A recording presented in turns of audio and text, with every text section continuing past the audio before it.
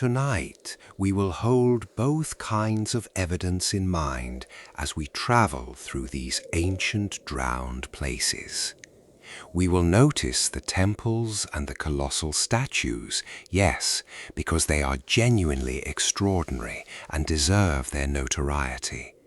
But we will also notice the anchors and the wine bottles and the tavern counters and the votive offerings no larger than your thumb that someone pressed into the hands of a god in a moment of private need or private gratitude more than 2,000 years ago. Those small objects are the real archive. Those small objects are the heartbeat of the sunken city, still faintly audible beneath the water to the person quiet enough to listen. Let us begin. Before we go any further into these ancient waters, a quick, genuine note from this small corner of YouTube. If the slow drift of history is helping you relax tonight, I would love it if you'd hit the like button and subscribe to Heyo. The channel is on its way to 1,000 subscribers, and that first milestone means more than you might think. It's the point where the channel starts to feel real, where all the quiet hours spent researching and writing and finding the right slow rhythm for a story start to add up to something. If you're watching this and you've been meaning to subscribe, now is a lovely time. And if you have any sleepy hype left, a comment about where you're listening from, what time it is on your clock, whether you're already halfway to dreaming, send it our way.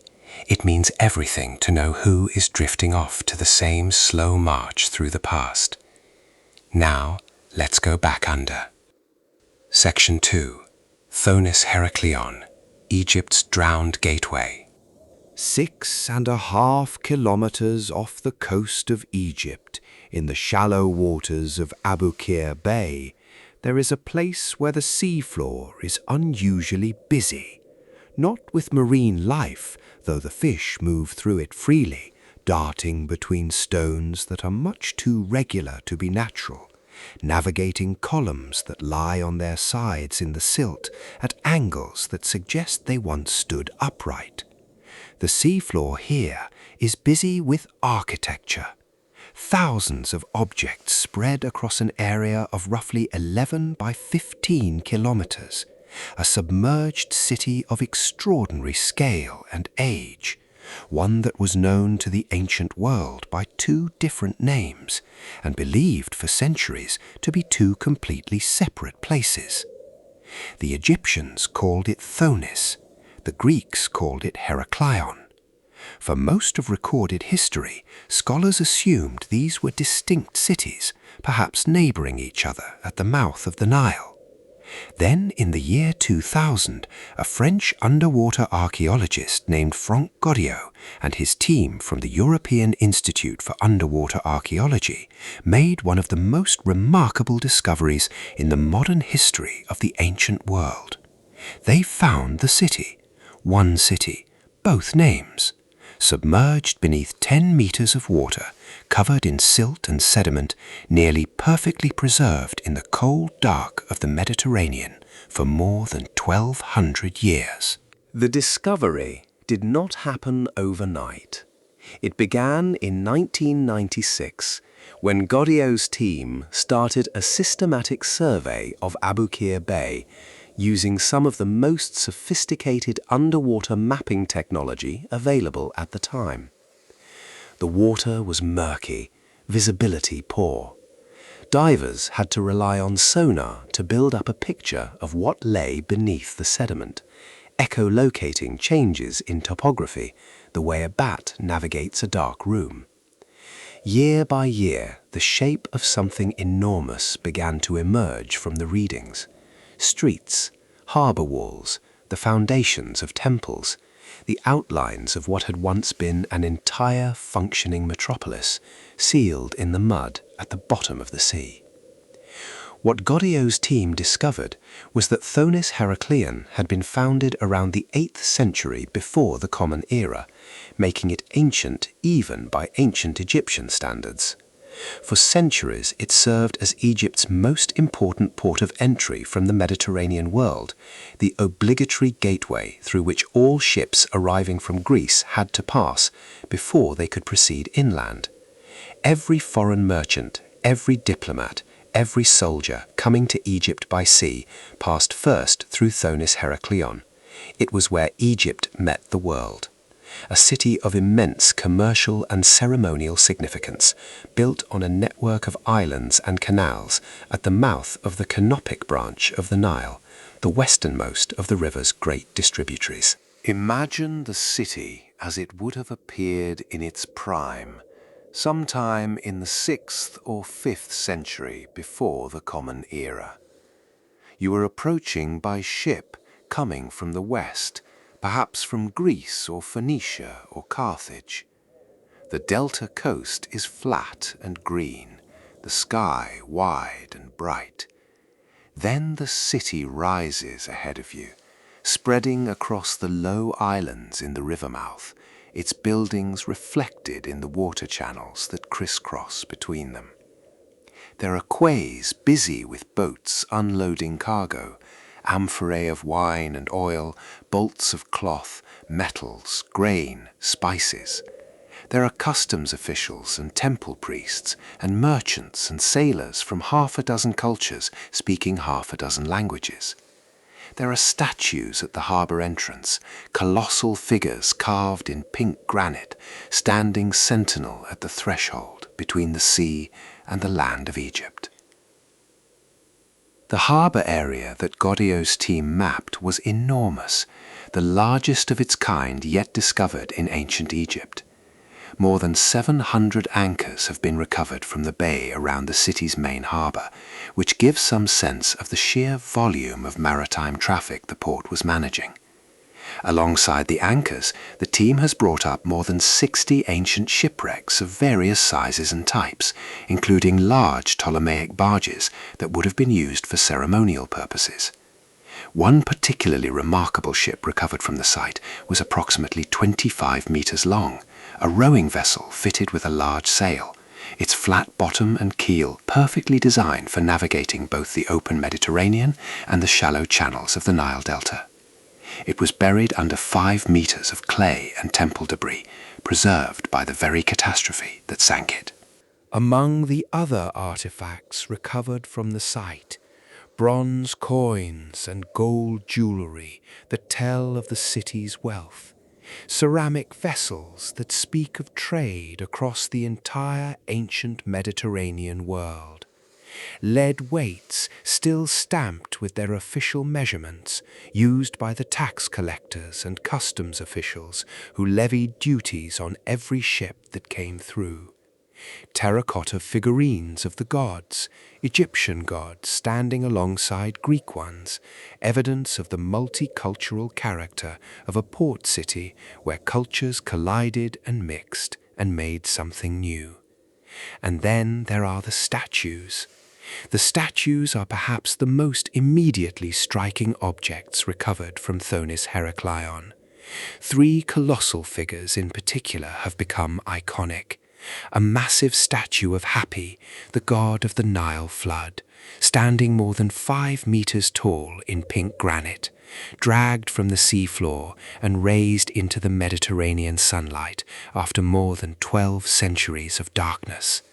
A corresponding pair of Ptolemaic royals, a king and queen, also in pink granite, also roughly 5 meters in height, recovered and now displayed at the Grand Egyptian Museum in Giza. These are not small curiosities.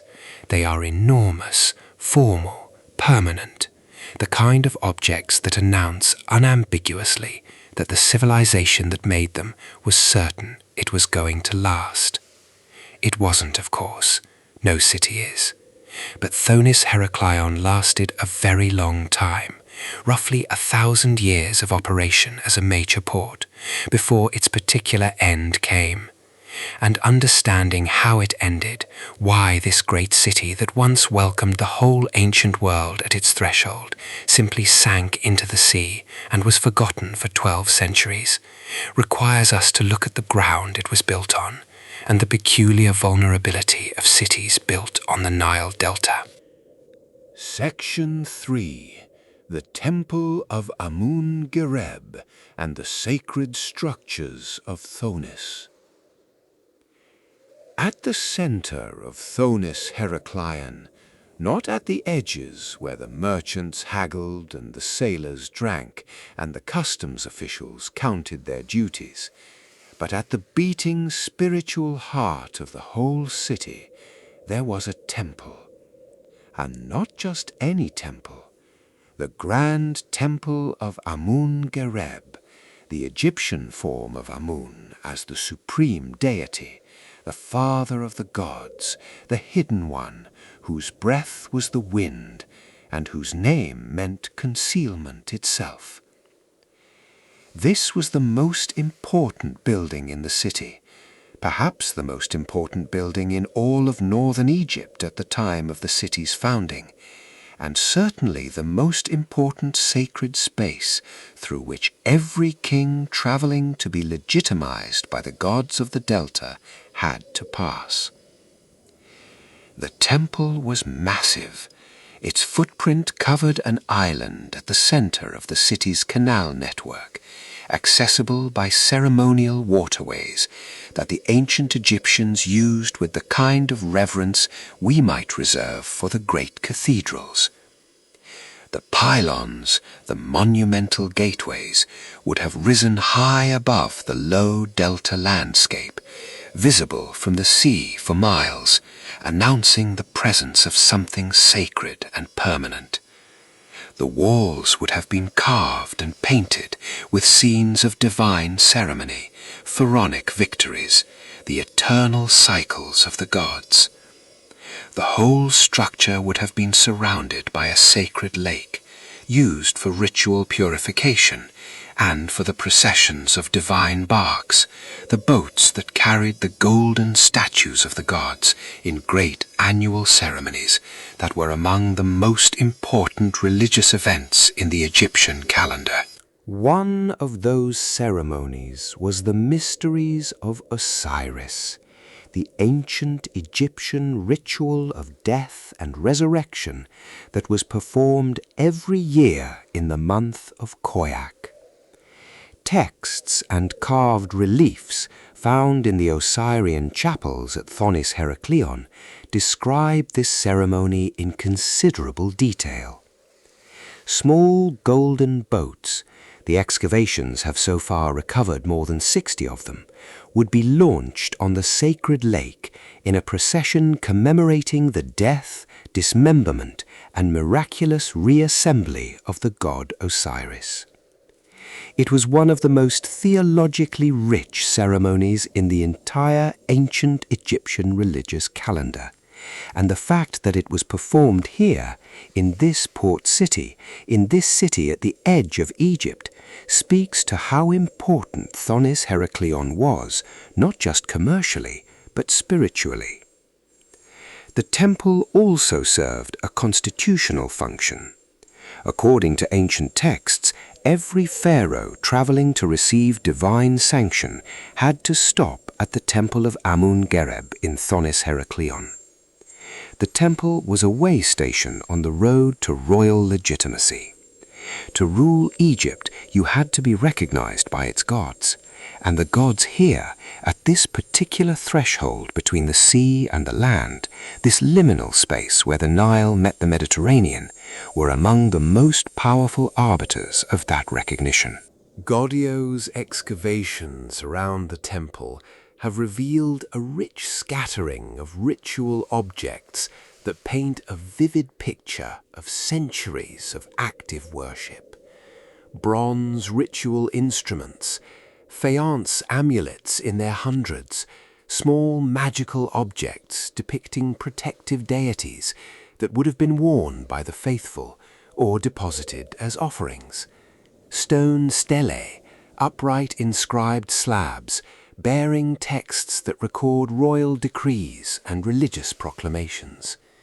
Most remarkable among the stelae is one that proved decisive in connecting the Egyptian and Greek names of the city, a stele almost identical to one found at the nearby site of Naucratis, bearing an inscription in both Egyptian hieroglyphs and Greek script, referring to the city by both of its names in the same document.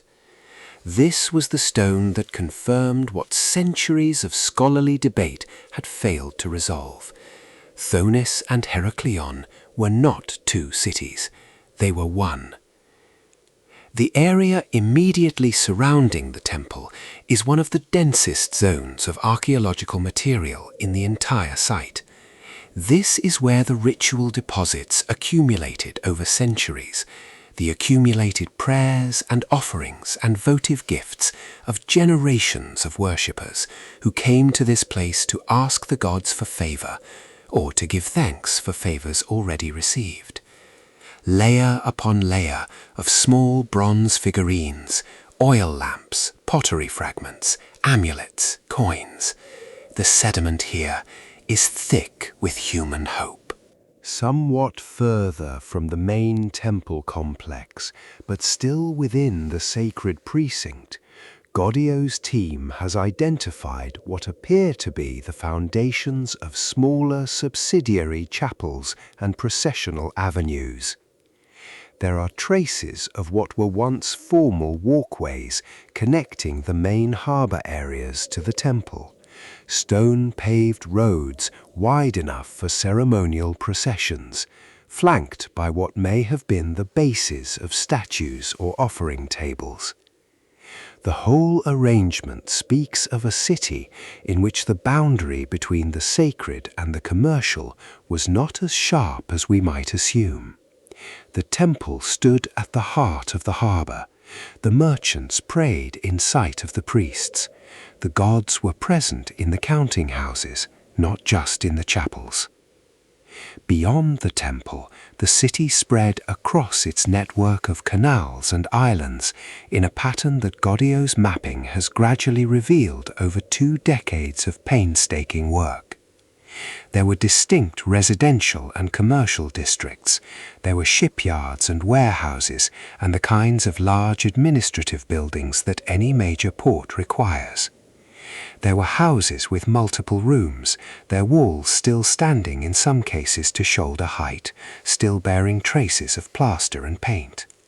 There were streets that ran in straight lines between the canal channels, their paving stones still in place, still carrying the faint impressions of the feet that walked them 2,500 years ago. All of it silent now, all of it still.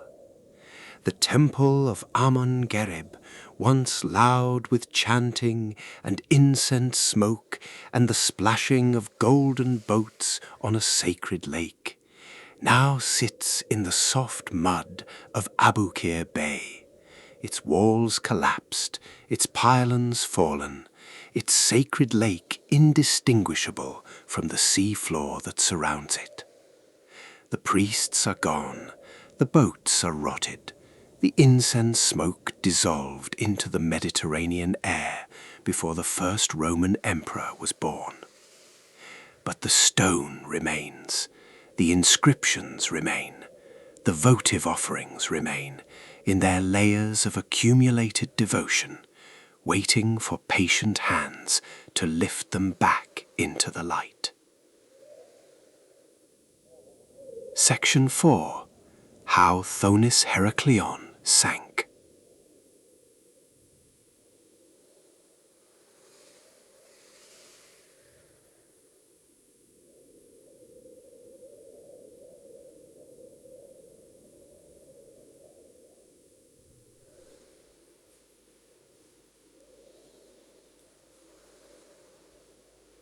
The Nile Delta is a vast accumulation of silt and sediment deposited over millions of years by the river at the point where it meets the sea. The land here is not the solid, consolidated rock that underlies most human settlements. It is layers of compressed mud and sand and organic material built up over time into something that looks and feels like solid ground, but is not. Beneath the relatively firm surface layer lies a complex stratigraphy of compacted and uncompacted sediments, water-saturated layers, pockets of loosely deposited material that can behave, under the right conditions, like liquid. The right conditions are an earthquake, and the Mediterranean is not a quiet place, geologically speaking. The region sits at the meeting point of several major tectonic plates: the African plate, the Eurasian plate, the smaller Anatolian plate, and has been seismically active for the entirety of human civilization. Earthquakes are a recurring fact of life across the entire eastern Mediterranean. When a powerful earthquake strikes ground like the Nile Delta, something called liquefaction can occur. The shaking of the earth disrupts the bonds between the particles in the water-saturated sediment layers, and for a period of time the ground behaves not like solid earth, but like a thick liquid. Buildings don't fall over in liquefaction events, they sink. They settle into the ground that has momentarily lost its capacity to bear weight. And when the shaking stops and the sediment reconsolidates, the building is simply lower than it was before.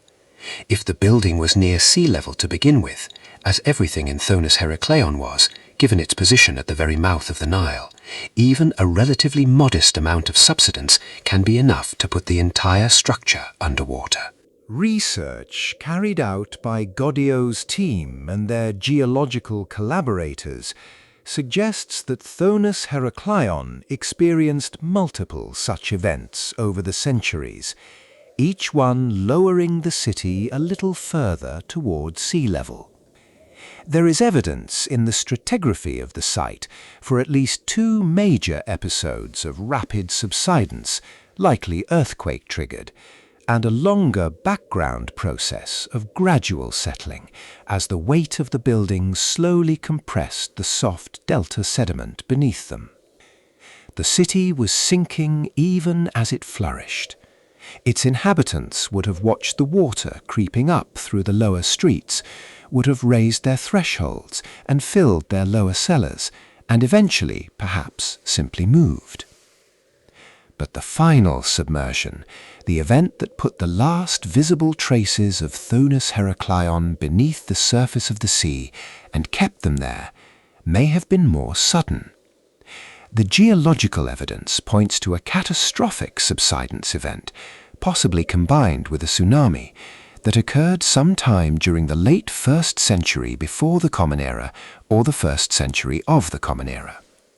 A large portion of the delta coast, including the entire area occupied by Thonis-Heracleion, simply dropped. The land went down, the sea came in, and the city, the temples and the harbours and the grand statues and the customs houses and the homes of the merchants went under, quickly relative to the slow pace of geology, perhaps not overnight, but quickly enough that there was not time to retrieve the golden votive offerings from the sacred lake, not time to dismantle the statues, not time to do anything but leave. The sea closed over it. The silt settled. The centuries passed.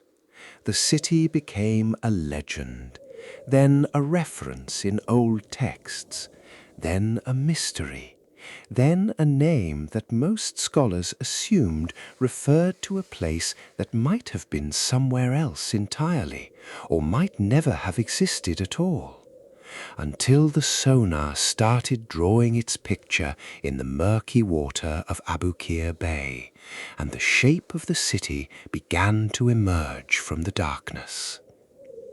There is something almost meditative about the way Thonis-Heracleion sank, not in a single dramatic moment, but in a long, slow conversation between the weight of human civilization and the instability of the ground it insisted on building on. The city pressed down, the delta pushed back. Eventually the delta won. Eventually the delta always wins. Section 5. Canopus, the sister city beneath the bay. Thonis-Heracleion was not alone in Abukir Bay. A few kilometers to the east of the drowned port city, the seafloor holds the ruins of another ancient settlement, smaller, in some ways less grand, but famous in the ancient world in its own right, and famous for a particular quality of character that made it notorious even among the relatively permissive standards of the ancient Mediterranean. This was Canopus, and if Thonis-Heracleion was the serious, ceremonially important gateway to Egypt, Canopus was where you went afterward to relax in ways that the priests of Ammon might not have entirely approved of. The city of Canopus sat at the very mouth of the Canopic branch of the Nile, the westernmost of the major distributaries, now completely silted up and no longer flowing, but in antiquity one of the great navigable waterways of the delta. The city took its name, according to legend, from the helmsman of Menelaus, the Spartan king whose wife was Helen of Troy, a man called Canopus, who reportedly died in Egypt during the journey home from the Trojan War and was buried here. Whether this story is true is not important. What is important is that it tells us how the ancient Greeks thought about this place, as a site with a deep connection to their own mythology, a threshold between their world and the older, stranger world of Egypt. Canopus was known throughout the ancient world as a place of temples, particularly temples to the healing god Serapis, the syncretic deity created during the Ptolemaic period by fusing elements of the Egyptian god Osiris Apis with the Greek god Zeus. Sick people came to Canopus from across the ancient Mediterranean to sleep in the precincts of the Serapis temple in hopes of receiving healing dreams, a practice called incubation that was central to ancient Mediterranean religious medicine. The god would come to you in your sleep and tell you what was wrong with you and how to be cured. People traveled very long distances for this. Some stayed for weeks. The temple complex that served them was enormous. But Canopus was also famous for something else, something that appears in the ancient sources with a certain knowing wink. The city was associated, almost as much as its temples, with a particular quality of nightlife. Strabo, writing in the 1st century before the Common Era, describes the waterway between Alexandria and Canopus as lined with pleasure boats carrying merrymakers day and night, music drifting across the water, laughter and the sounds of dancing. He notes, with the tone of a man reporting on things he has been told, that the behavior at Canopus was notably uninhibited. The ancient equivalent of a resort town, perhaps, where the normal rules were slightly loosened by the salt air and the distance from more respectable cities. Franck Godillot's team began excavating the Canopus site at roughly the same time as they were working on Thonis-Heracleion, in the same waters of Abukir Bay. The ruins of Canopus lie at a depth of between 3 and 7 meters, shallower than Thonis-Heracleion in places, and the site covers a substantial area.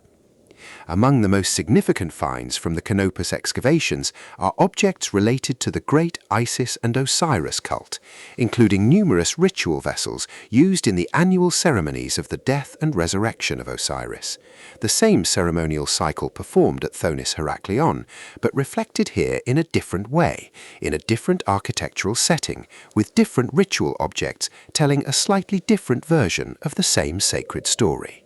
The excavations have also recovered fragments of the great temple complexes, architectural elements in granite and basalt, portions of carved relief panels, column drums and capital fragments, The usual scattered evidence of buildings that once stood with great dignity and now lie in pieces across the seafloor, their stones displaced by the same geological forces that took down their neighbor city to the west. There are large blocks of hard stone that were once the bases of statues, though the statues themselves are mostly gone, carried away by the currents of 1,000 years, buried too deeply to be accessible, or perhaps simply not yet found. What Canopus shares with Thonis-Heracleion is the quality of submersion. Both cities sank in the same way, through the same geological vulnerability of the delta, through the same combination of slow settling and sudden catastrophic events. Both cities were vibrant and populous and important, and then both cities were simply gone, swallowed by the same sea, leaving behind the same quality of underwater stillness that the archaeologists move through now in their wetsuits and their fins, their lights illuminating objects that have not been touched by human hands for more than 1,000 years. There is something deeply calming about this, when you let yourself think about it slowly. Not the loss exactly, but the persistence. The objects are still there. The city is still there, in a sense, its shape intact beneath the sediment, its story still legible to the people patient and skilled enough to read them. The sea took the city, but the city did not disappear. It went somewhere quieter. It went to sleep. Section 6. Alexandria's submerged royal quarter. The city of Alexandria needs no introduction, but its underwater component might. When Alexander the Great founded Alexandria in 331 before the Common Era, displacing Thonis-Heracleion as the dominant port of the delta in the process, he chose a site on the Mediterranean coast just west of the Nile Delta, a narrow strip of land between the sea and a shallow lake. The city he founded grew to become, within a century or two, one of the largest and most important cities in the ancient world. At its peak, Alexandria housed perhaps 1 million people, contained the greatest library ever assembled, was home to some of the finest scientists and philosophers of the ancient Mediterranean, and served as the capital of the Ptolemaic kingdom that ruled Egypt after Alexander's death. The harbour of ancient Alexandria was famous for its lighthouse, the Pharos, one of the 7 wonders of the ancient world, which rose perhaps 120 meters into the Mediterranean sky and guided ships for centuries with a great fire that could be seen from far out at sea. The harbour itself was a complex of artificial and natural features. 2 harbours, the main Portus Magnus to the east and the smaller Eunostos to the west, separated by a narrow causeway connecting the Pharos island to the mainland, lined with palaces and temples and colonnades. And a significant portion of that harbour is now underwater. The eastern harbour of Alexandria, the ancient Portus Magnus, the Great Harbour, has subsided over the centuries due to earthquakes, tidal waves, and the slow geological processes that have been lowering the entire eastern Mediterranean coast.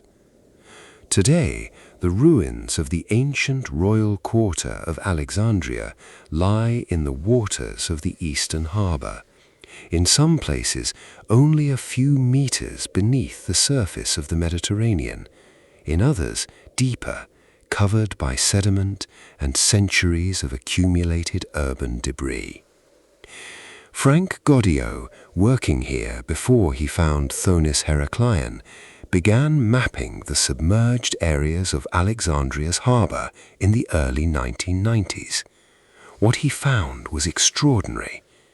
The ancient royal island of Antirodos, the private island of the Ptolemaic queens and kings, where Cleopatra herself may have had a palace, was there, beneath the water.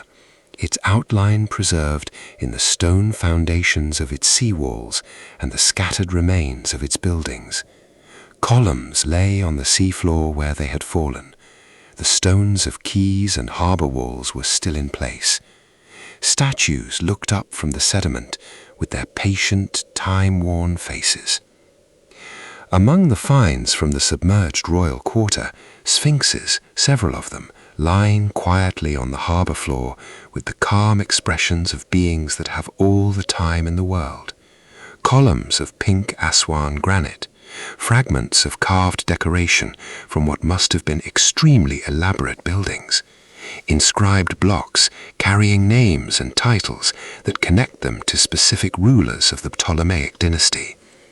And in the harbour waters more generally, anchors and amphorae and the remains of ships from different centuries, layered on top of each other the way sediment layers itself, one era resting on another in the quiet darkness.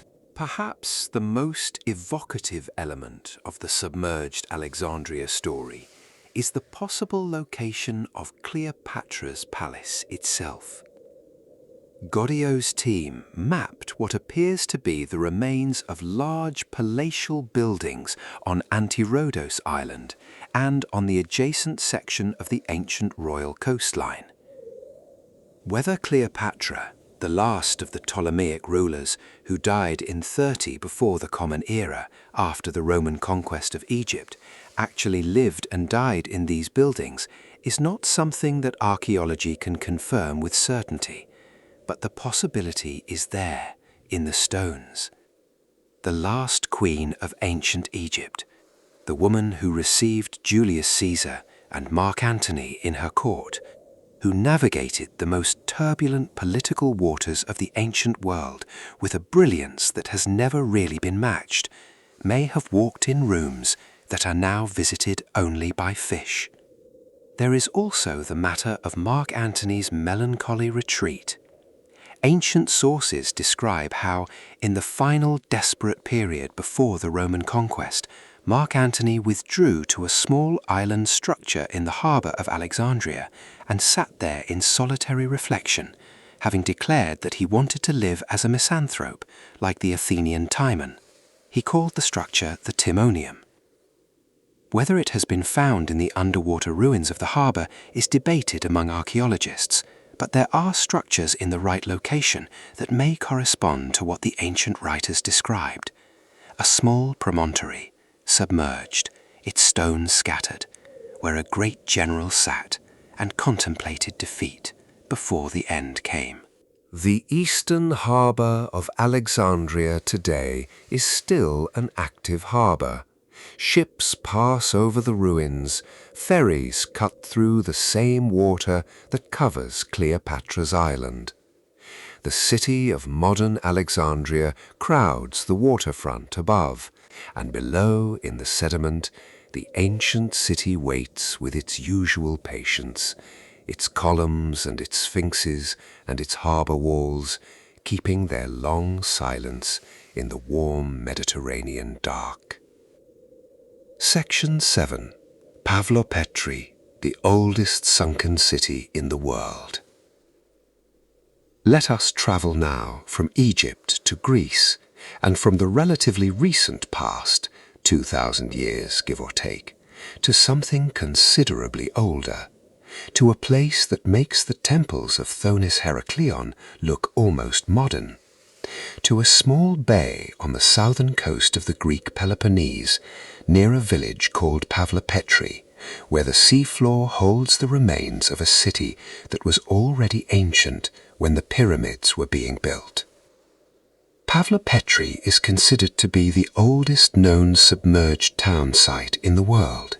Its ruins date back at least 5,000 years, to around 3,000 before the Common Era, which places it firmly in the early Bronze Age, in the same broad era as the first great civilizations of Mesopotamia and Egypt.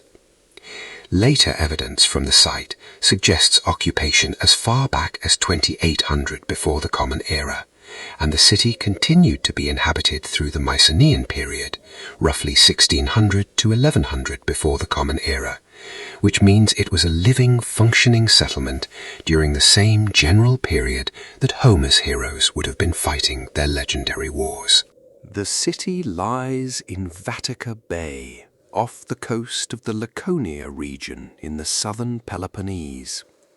The water here is shallow, only 3 to 4 meters in most places, and clear enough that on a calm day you can see the city's layout from the surface.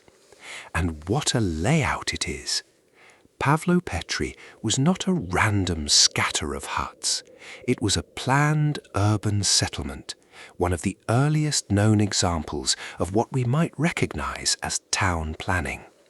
Streets ran between buildings in an organized grid.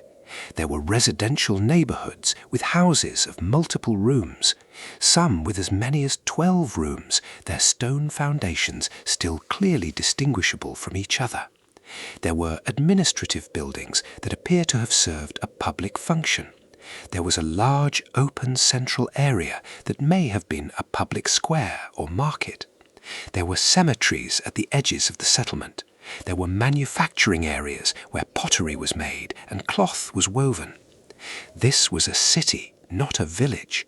A small city, perhaps, by later standards, but organized and intentional in the way that cities are organized and intentional, with the same basic logic of communal life written in its stone foundations that you find in Greek cities from 2,000 years later. The site was first noted by the geologist Phocion Negris in 1904, who observed some anomalous stone shapes in the shallow water and made a brief note of them without fully understanding what he was looking at.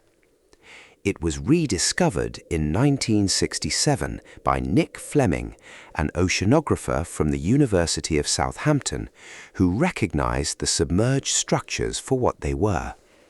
In 1968, a team from the University of Cambridge conducted a more systematic survey, mapping the outlines of the buildings and collecting surface finds. But the full picture of Pavlopetri's extraordinary preservation and complexity did not become clear until 2009, when a major excavation project using modern underwater mapping technology revealed the full extent of the site and the remarkable detail in which the ancient city had survived. The artifacts recovered from Pavlopetri are rich and varied. Thousands of pottery fragments provide evidence of the city's trading connections. Some of the sherds are from vessels made in Crete, indicating commercial relationships with the Minoan civilization across the sea. There are large storage jars that would have held oil or wine or grain. There are loom weights in abundance, small clay objects used to tension the vertical threads of a loom during weaving, which tells us that textile production was a significant industry here. There are bronze and iron artifacts, including tools and weapons, indicating a skilled metalworking tradition. How Pavlopetri came to be submerged is a question that still does not have a definitive single answer. The most widely accepted explanation is that the city sank gradually through a combination of factors. The region around the southern Peloponnese is seismically active. There have been multiple significant earthquakes in the area over the past 3,000 years. Some of these may have caused portions of the coastline to subside. At the same time, global sea levels have risen since the end of the last ice age, and the low-lying coastal areas around Vatica Bay would have been progressively inundated as the sea crept upward over the millennia. The city probably did not sink in a single catastrophic event. It likely experienced a gradual encroachment of the water over centuries, the sea advancing a little further up the streets with each passing generation, until eventually the last inhabitants simply moved to higher ground and left the city to the water.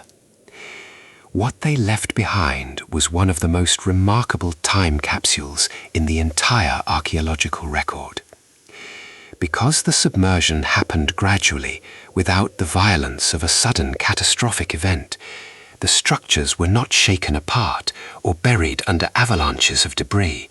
They simply sank, and in sinking they were preserved, sealed under sediment, protected from the erosion and disturbance that destroys surface sites, maintained in the cold and the dark for 5,000 years in a state of extraordinary legibility. If you could sink to the floor of Vatica Bay and walk through Pavlopetri, which you cannot, as it is a protected UNESCO site, accessible only with permits, you would be walking through the oldest planned city ever found.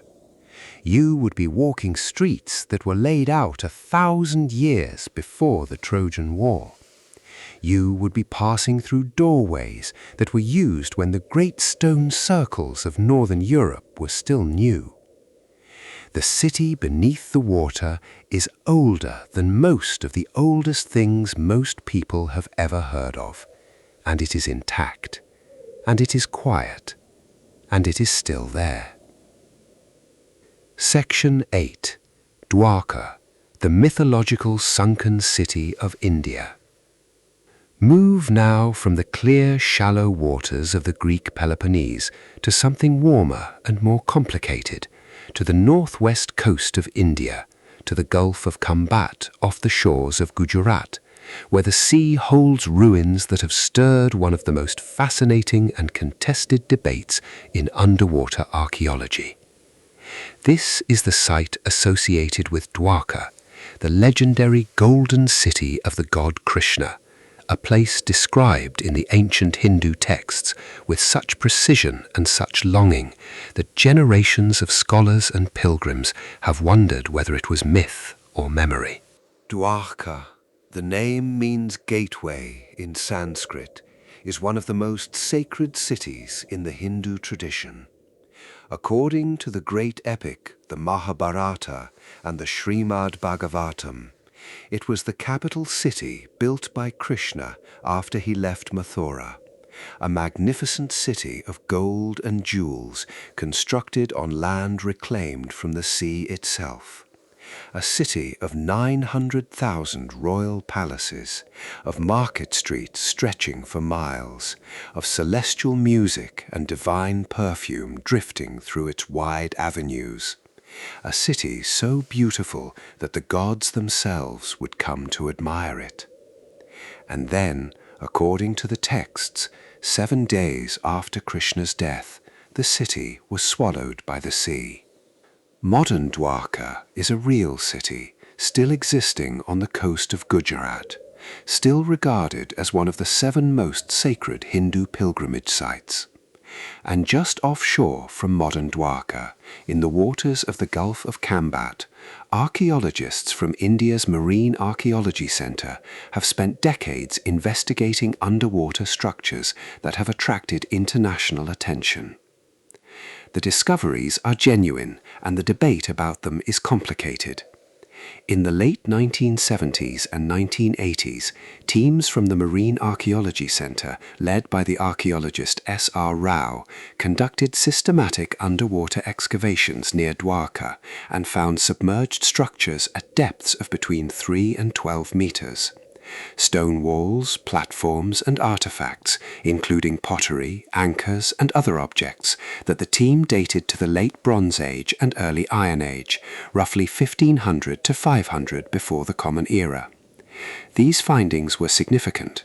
They appeared to confirm the existence of an ancient settlement at Dwarka that had been submerged by rising sea levels, providing a real archaeological foundation for at least part of the mythological tradition. Then, in 2001, a much more controversial discovery was announced. The National Institute of Ocean Technology, conducting surveys in the Gulf of Kambat using sonar and side-scan imaging, reported finding large structural features at considerable depth, in some reports more than 30 meters below the surface, covering an enormous area.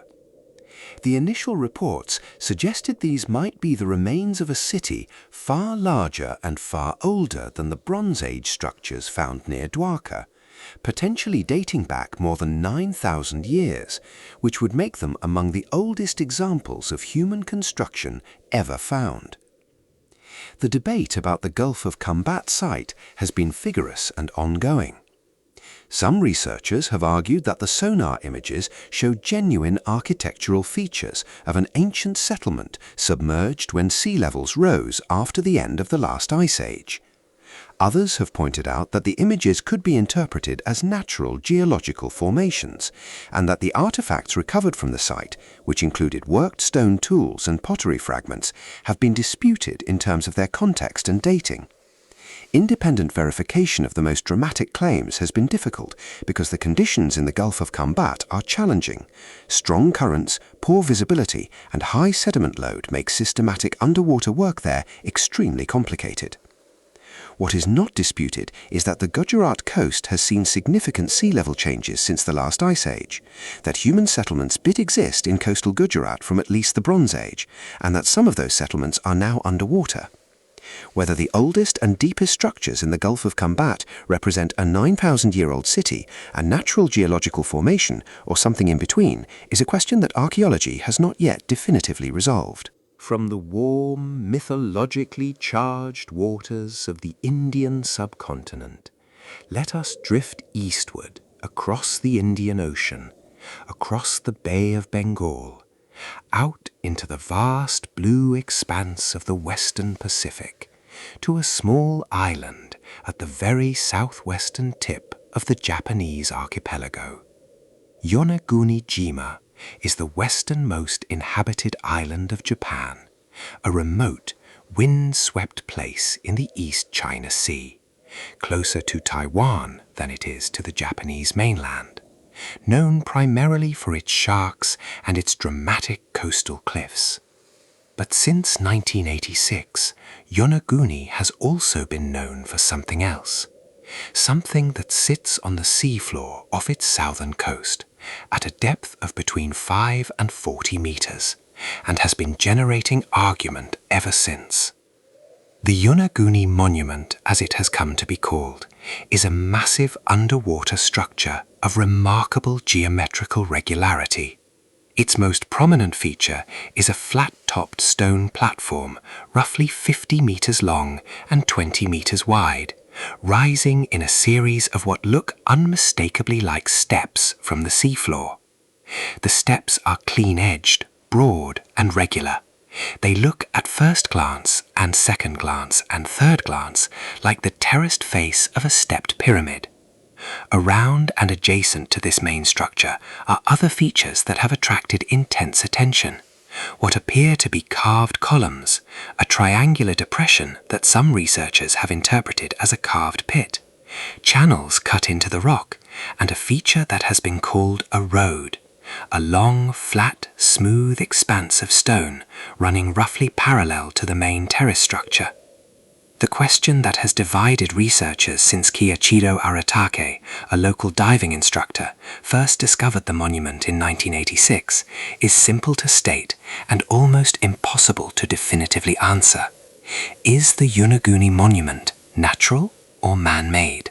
On one side of the debate are researchers led most prominently by Masayaki Kimura, a marine geologist from the University of the Ryukyus who spent decades diving the site, who argue that the monument's features are too geometrically regular, too clearly structured, to have been produced by natural geological processes. Kimura and his supporters have pointed to what they describe as carved markings, tool marks, and deliberate modifications that would indicate human intervention.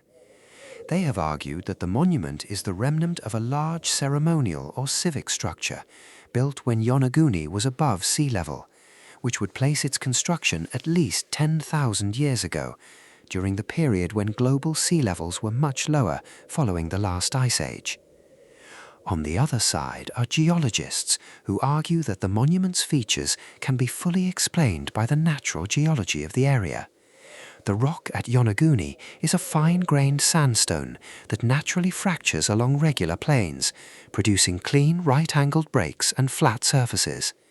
The region is subject to strong currents and wave action that can erode stone into unexpected shapes. The terraced structure, these researchers argue, is the result of natural fracturing and erosion along the rock's inherent cleavage planes. Nothing more mysterious than the natural tendency of certain stone types to break in geometric ways. The truth of the matter is that the scientific community has not reached consensus and may not do so for some time. The logistical difficulties of working at the site, strong currents, the demands of deep diving, the complexity of interpreting geological features without being able to examine them on land, have limited the scope of systematic investigation. What is clear is that the structure is genuinely remarkable to look at, that it raises genuine questions about the geological forces that could produce something this regular, and that the region around it was indeed above sea level during the last ice age, when human populations inhabited the area. Whether or not human hands ever shaped the Yonaguni monument, it sits in the same broad category of things as the lost cities we are visiting tonight. Structures beneath the sea that speak to us of time and depth and the persistence of form in the face of change. Diving the Yonaguni monument, which many recreational divers do, as the site is accessible to experienced open-water divers, is described by those who have done it as a genuinely uncanny experience. The clean edges, the regular steps, the flat platform, the surrounding current carrying you past features that keep suggesting against all your skepticism that they were made. Whatever they are, they share the quality that all sunken things share. They are still. They are patient. They have been there longer than anyone now living, and they will be there long after we are gone. Section 10. Port Royal, Jamaica, the wickedest city sunk by God.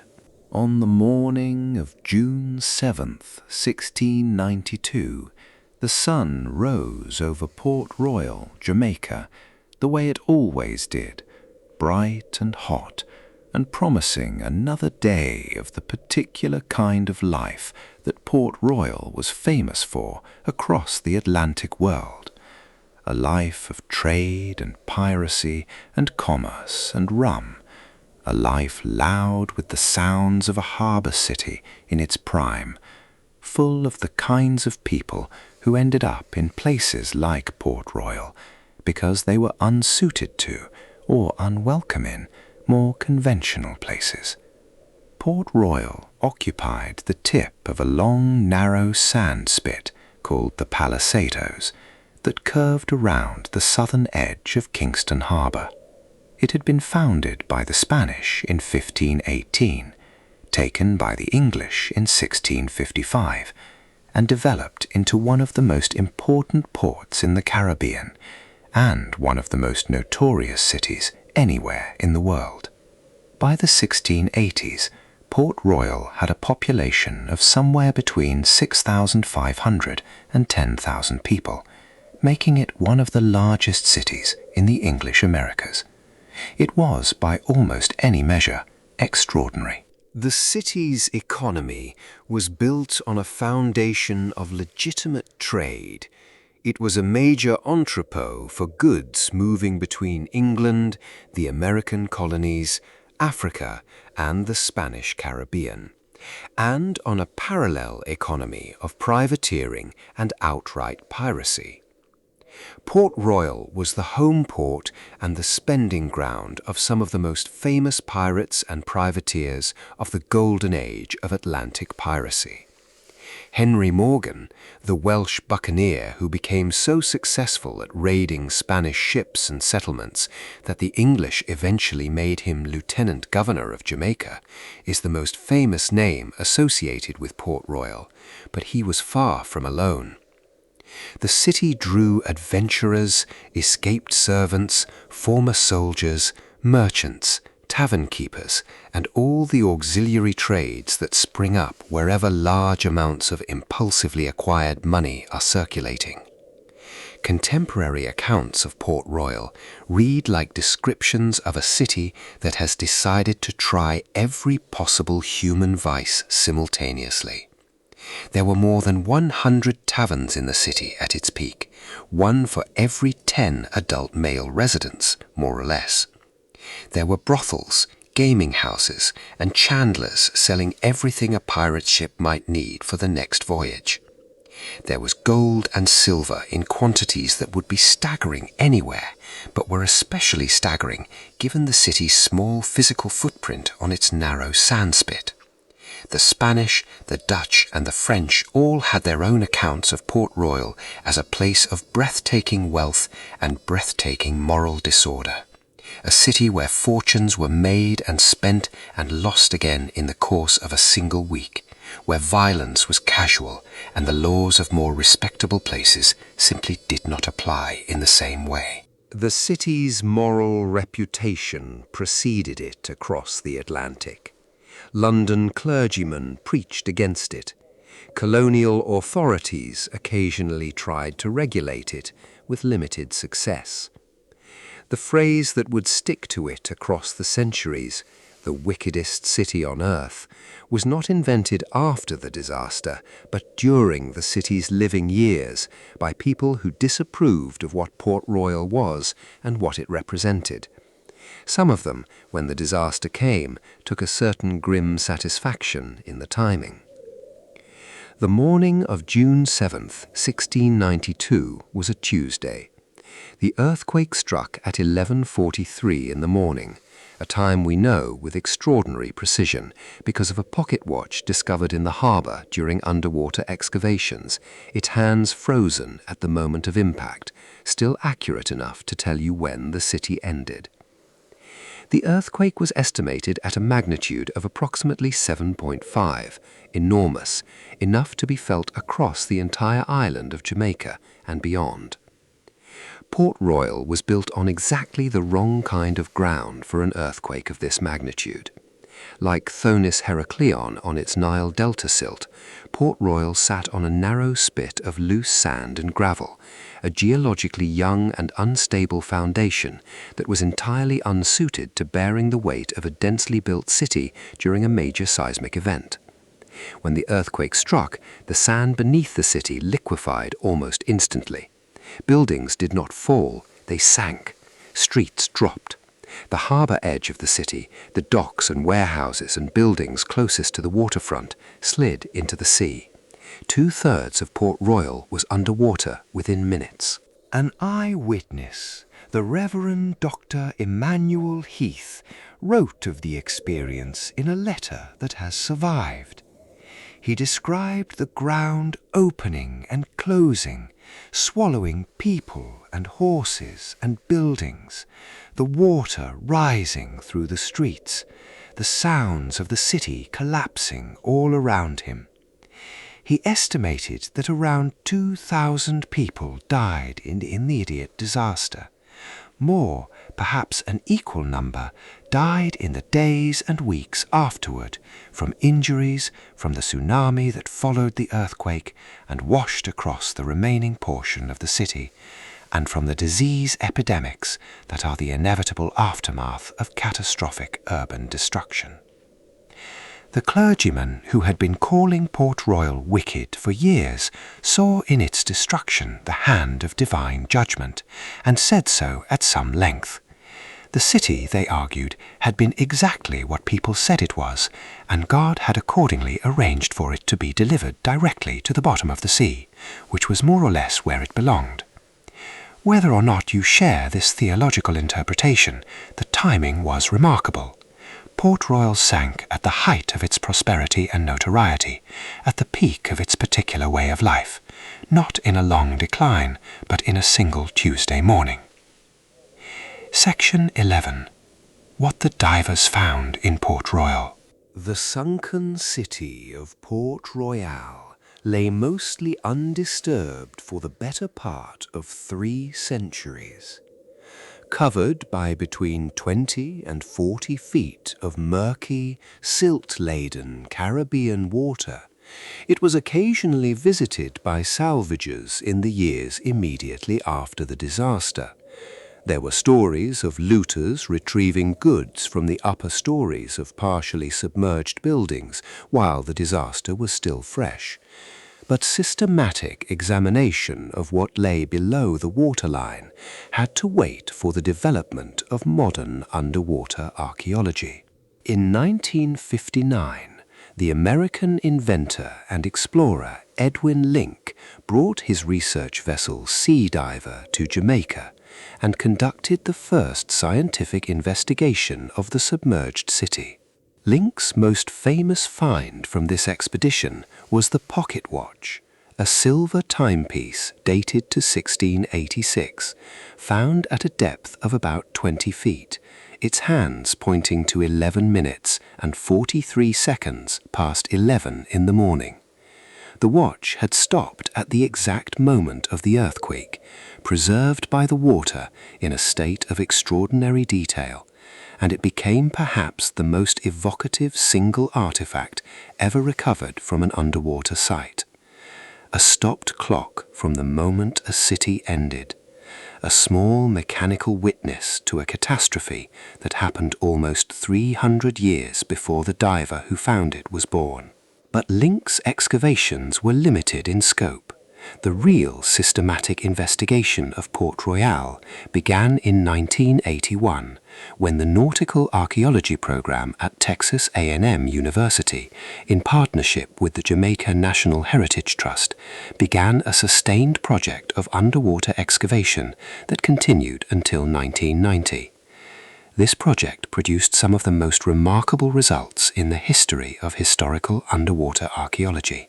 What the Texas A&M team found confirmed what the geological analysis suggested.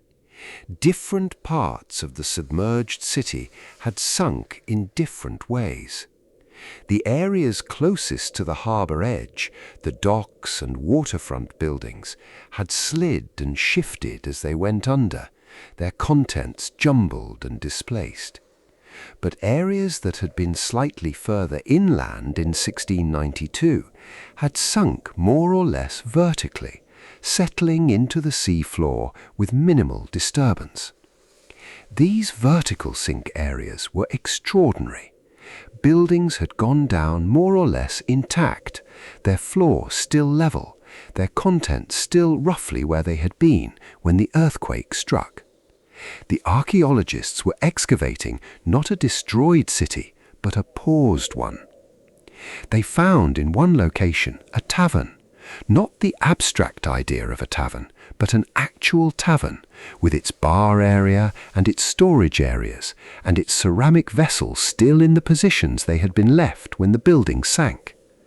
They found bottles, hundreds of bottles, some still sealed, some still containing the dark residue of the liquid that had been inside them when Port Royal went under. They found the detritus of ordinary commerce, pewter vessels, copper kettles, brass weights, the tools of the trades that had been practiced in Port Royal's busy commercial streets.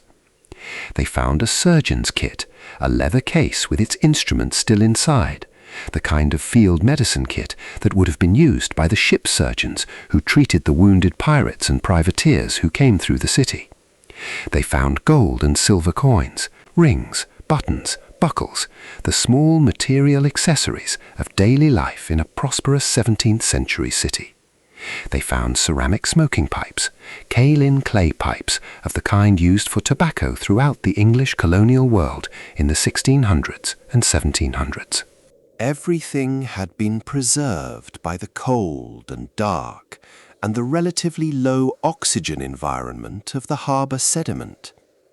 The organic materials, wood, leather, fabric, had not survived as well as they might have in a drier climate, but enough remained to paint a vivid picture of the material culture of Port Royal. Leather shoe soles had survived. Wooden structural elements, beams and floor planks had left their impressions in the sediment, even when the wood itself was too degraded to recover. The city was legible in ways that few historical sites of the period are. The comparison that most naturally presents itself, and which multiple archaeologists working the site have made, is to Pompeii. The Roman city buried by the eruption of Vesuvius in 79 of the Common Era is the most famous example of a human settlement preserved by catastrophe, its inhabitants caught in their ordinary activities by the sudden violence of the volcanic eruption. Port Royal shares that quality of stopped time, of a city preserved at a specific moment rather than decayed gradually over centuries. Both cities were destroyed in late morning, when their inhabitants were going about the ordinary business of a day that started like any other. Both cities reveal in their destruction the extraordinary ordinariness of daily life, the pots on the fire, the coins on the counter, the tools laid out for the next job, the stopped watch with its frozen hands. Port Royal was designated a National Heritage Site in 1999, and special permission from the Jamaican government is now required to dive the restricted underwater area. Most of the recovered artifacts are housed at the National Museum Jamaica in Kingston, where visitors can see the pocket watch and the surgical instruments and the bottles and the coins and all the small material evidence of the wickedest city on earth and its particular Tuesday morning ending. The sunken portions of the city remain largely intact and largely unexcavated. The archaeologists have touched only a small fraction of what lies in the harbour sediment. The rest waits in the Caribbean dark, patient as all sunken things are patient, holding its stories in the cold and the quiet, available to anyone willing to go slowly enough to read them. Section 12. Baiae, Rome's sunken city of pleasure.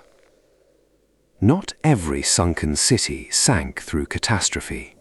Some cities slid into the sea slowly over centuries, their submergence so gradual that the residents barely noticed until the lower floors were already ankle-deep. This is more or less what happened to Baiae, the Roman resort town on the north shore of the Bay of Naples, one of the most fashionable and debauched addresses in the entire Roman Empire, now lying in 2 to 6 meters of warm Mediterranean water in the protected bay called the crater of Pozzuoli, which is itself a remarkable thing because the crater of Pozzuoli is an active volcanic caldera. Baiae was Rome's playground, and Rome's playgrounds were not modest affairs. By the late Republic and early Empire, roughly the 1st century before the Common Era to the 1st century of the Common Era, Baiae had become the destination of choice for the Roman elite seeking rest and indulgence within comfortable distance of the city. The Bay of Naples offered a mild climate, thermal springs bubbling up from the volcanic ground, and a social atmosphere that was notably less constrained than what was acceptable in Rome itself. If Rome was where you went to maintain your dignity and advance your career, Baiae was where you went to take both of those things and briefly set them aside. The roster of famous Romans who had villas at Baiae reads like a history of the late Republic and the Empire. Julius Caesar had a villa here. So did Cicero, who complained entertainingly in his letters about the noisy parties at neighboring properties. Augustus, the first emperor, spent time here. Nero, who spent time in many places doing things that history has not entirely forgiven, had a connection to Baiae. It was here that he allegedly arranged the death of his mother, Agrippina, having her sail back to shore in a boat designed to sink, then having her killed when she survived the sinking. Hadrian, who built walls across Britain and temples across the empire, died at Baiae in 138 of the Common Era. The city was a regular feature of imperial life. What did Baiae look like at its peak? Large and lavish and somewhat chaotic, if the ancient sources are any guide. Cicero describes the Bay of Naples coast near Baiae as so densely built with villas that there was barely a strip of shoreline left unoccupied. These were not modest country houses. They were elaborate multi-story complexes with heated bathing suites using the natural thermal waters, gardens that extended down to the waterfront, fish ponds and oyster beds. The Romans were enormously fond of their aquaculture, and the architectural showmanship that wealthy Romans brought to everything they did. Columns of colored marble, mosaic floors of extraordinary intricacy, sculptural programs that would not have looked out of place in a major public building. Baiae accumulated centuries of luxury construction, one villa built next to or on top of another as the fashion changed and the clientele turned over. The thermal springs that made Baiae attractive for its bathing culture were also, in the long run, what made it uninhabitable. The Bay of Naples sits above the Campi Flegrei, the Phlegraean Fields, one of the largest volcanic systems in Europe, a vast network of underground magma chambers and hydrothermal features that extends across much of the northern part of the bay. The phenomenon that has caused much of Baiae to sink below the waterline is called bradycism, from the Greek words for slow and pushing, a slow, pulsing movement of the ground caused by the pressurization and depressurization of underground hydrothermal systems. In a bradycism event, the ground can either rise or fall over periods of years or decades, driven by the activity of the volcanic system beneath. Baiae has been a net loser in this process. More ground has been lost to subsidence than gained by uplift, and the cumulative effect over 2,000 years has been to sink much of the ancient city below the waterline of the bay. The process began in late antiquity and continued into the medieval period.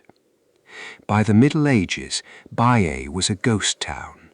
Its population moved away, its great villas standing in water, slowly being colonized by marine organisms. Today, the submerged ruins of Baiae form one of the most extraordinary underwater archaeological parks in the world. The Italian government has designated the area a marine protected zone, and the park, called the Parco Sommerso di Baia, is accessible to both scuba divers and visitors on glass-bottom boats. What they see is genuinely breathtaking. The walls of Roman villas still standing 2 meters high in the clear Mediterranean water, their plaster still bearing traces of painted decoration in the warm yellow and ochre tones the Romans favored. Mosaic floors extending across the seafloor, their geometric patterns perfectly preserved in the low-oxygen marine environment. Statuary, some originals, some casts of originals now removed to museums, standing in their original positions in garden niches and architectural alcoves, looking out through the water with the serene, distant expressions of Roman idealized portraiture. There are streets still visible beneath the water, the stone paving worn smooth by the feet of Romans who walked here 2,000 years ago. There are the remains of the circular domed bathing chambers, the small round thermal bathrooms that are one of the most distinctive features of Roman spa architecture. Their concrete and brick vaulting collapsed but recognizable.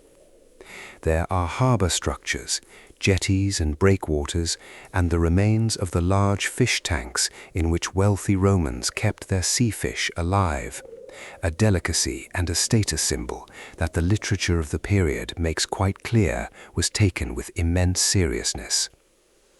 The Nymphaeum of the Emperor Claudius is perhaps the most famous single feature of submerged Baiae. This is a large underwater grotto, a natural cavern extended and decorated by Roman engineering that was once a formal dining room, a place where the emperor and his guests could recline on stone couches, cooled by the sea breeze from the water lapping at the entrance, surrounded by statues of mythological figures in elaborate niches, the whole space lit by lamps and draped with the soft luxury of imperial entertainments.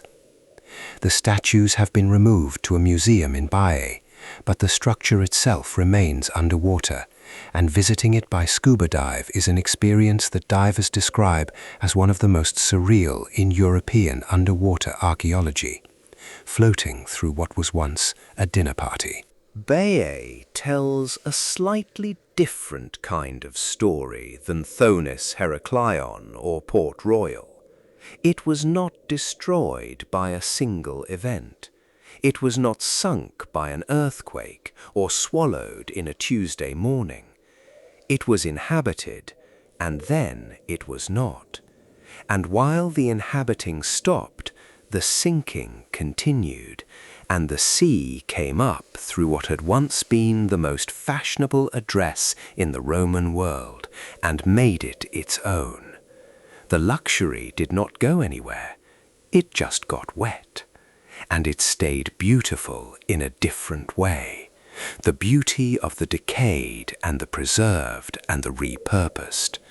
The beauty of marble statues in underwater light, staring out at a world that has moved on, while they have stayed exactly where they were placed. Section 13. Lion City. China's sunken ancient city.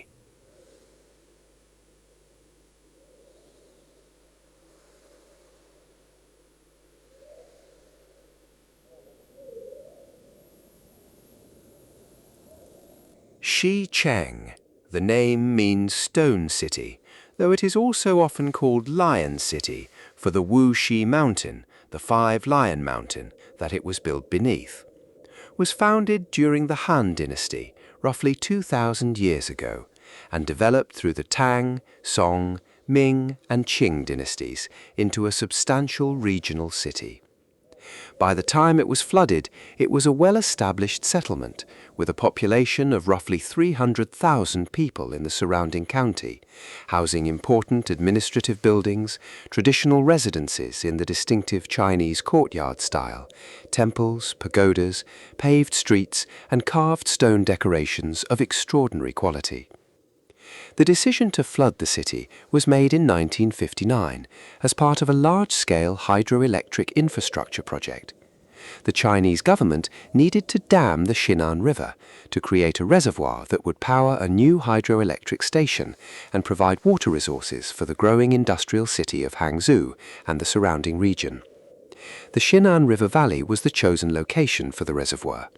In that valley sat not only Xicheng, but another smaller ancient city called Heicheng, along with 27 towns and more than 1,000 villages, all of which would be submerged by the rising waters. The human cost of the project was substantial.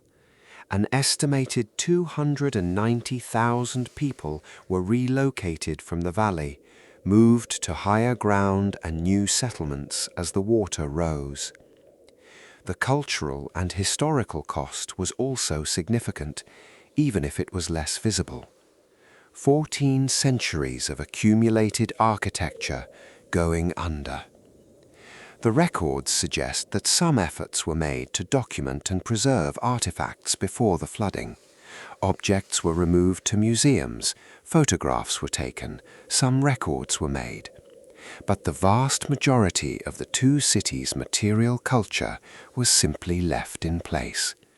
The government's priority was the reservoir, not the archaeology.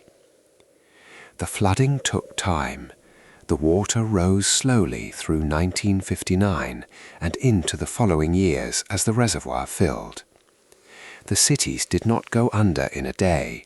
They went under gradually, the water rising through the streets, floor by floor, until the highest towers and pagodas and carved gateways finally slipped beneath the surface, and the valley became a lake. Qiandao Lake, Thousand Island Lake, named for the numerous hilltops that now protrude above the water as islands, the former peaks of the flooded valley's mountains, was complete, and Xichang was gone. Or so it appeared for decades. The city was not entirely forgotten. Local people who had been relocated from the valley carried their memories of it with them, and there were historical records. But it received little attention from the broader world until 2001, when a team of divers from a local tourist company went down to look at what was there and came back with photographs that made the world pay attention. What the photographs showed was extraordinary. The carvings were intact. The walls were standing. The gateways, elaborate stone archways decorated with lions and dragons and phoenixes and intricate floral patterns, were still standing in their original positions, their carved details as crisp as they had been on the day the water came in. The stone had been protected by the cold, fresh water of the reservoir from the biological and chemical weathering processes that attack stone on the surface. The wood had not survived as well, but the stone, and Xicheng was extensively built in stone, with stone-paved streets and stone-carved decorations, was in remarkable condition. Subsequent diving expeditions have continued to reveal more. The city's layout is clearly visible on underwater maps and surveys.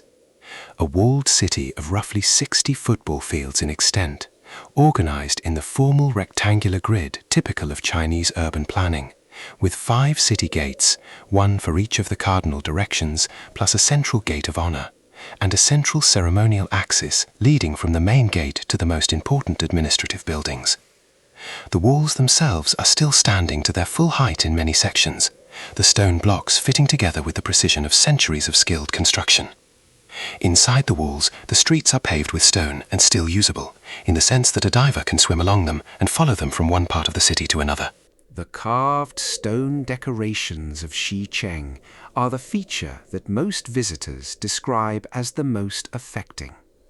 Dragons rear up from gate lintels in the same frozen motion they were carved in more than 5 centuries ago. Lions crouch in defensive postures at building entrances. Phoenixes spread their wings above doorways. The characters of the Chinese alphabet are carved into stone tablets that still line the ceremonial approaches to important buildings, still legible, still carrying their messages to readers who are now divers in wetsuits rather than officials in silk robes. The freshwater environment has been almost miraculously kind to the stone. The lake's cold temperature and the lack of marine organisms that would colonize saltwater ruins have meant that Xicheng has been preserved in something very close to its original state. Trees that were standing when the water came in are still visible in some areas, their trunks ghostly white in the underwater light, the remnants of the land vegetation that was drowned with the city.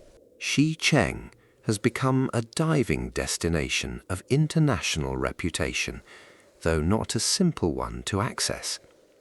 The visibility in the lake varies considerably by season and location, and the depth, Xicheng sits between 26 and 40 meters below the surface, means that dives need careful planning. But for those who make the descent, it is described consistently as one of the most powerful underwater experiences available anywhere in the world. Not because it is dramatic exactly, but because of its completeness, the sense of a city that simply went to sleep, the streets that end not in rubble, but in cold clarity, the gates that still open, the carved dragons still frozen mid-roar in the green and silent water of a Chinese mountain lake, waiting for the day that no one has yet determined, when the reservoir will be drained and the city will be allowed to breathe again. Section 14. Olos, Epidaurus, and other forgotten sunken towns. The cities we have visited so far tonight Thonis-Heracleion, Canopus, Alexandria, Pavlo-Petri, Bai, Port Royal, Xicheng are the famous ones, the ones that have attracted the archaeologists and the documentarians and the curious divers and the popular imagination. But the seafloor of the world is considerably more crowded than those famous names suggest. There are dozens of sunken cities and submerged settlements that most people have never heard of, places that existed and flourished and sank and are now known primarily to the specialists who study them and to the local fishermen whose nets occasionally catch on a column or a wall in water that was dry land not so many centuries ago. Olos was a Minoan and later Greek city on the eastern coast of Crete in the shallow bay near the modern town of Ilaunda. It was a significant city in its time, important enough to have its own coinage, its own civic identity, its own treaties with other Cretan cities. It sat on a narrow peninsula and an adjacent island in a sheltered bay, and it prospered for centuries as a trading post and local centre of power. Then the land beneath it slowly subsided, as the land beneath so many Eastern Mediterranean coastal cities has done, and Olos slipped into the sea. It sank so gradually that the ancient sources barely note its passing, and today its walls are visible in the clear, shallow water of the Ilaunda Bay, only a metre or two deep in places, their stones green with algae, their outlines clear enough that you can wade through what were once its streets in a stiff sea breeze.